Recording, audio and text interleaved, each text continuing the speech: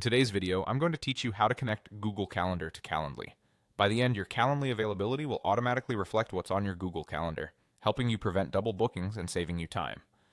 First, log into your Calendly account in your web browser. Make sure you're using the account you actually schedule with, so the connection reflects the right availability.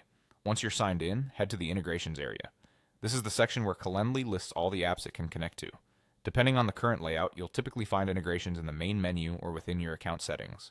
The page may look slightly different over time, but it's labeled clearly and designed to be easy to spot.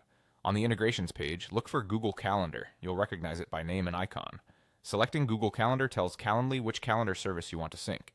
This is important because Calendly checks your calendar for busy times so it knows when not to offer time slots. Next, click Connect. When you do, you'll see a Google sign-in screen or a quick account selection if you're already signed in elsewhere. Choose the Google account that holds the calendar you want Calendly to read. You'll be asked to grant permissions. This is normal and necessary so Calendly can check your events and keep your availability up to date. Review the prompt and continue. If you use a work or school Google account, you may see additional security prompts depending on your organization's settings. Just follow the on-screen guidance provided by Google. After the connection completes, Calendly confirms the link.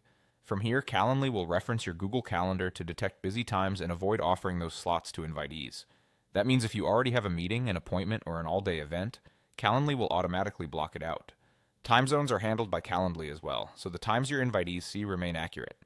A quick note on common behaviors you might notice. If a permissions window doesn't appear, your browser may be blocking pop-ups.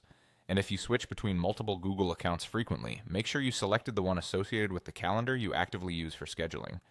These aren't extra steps, just things to keep in mind so the connection works smoothly. That's it.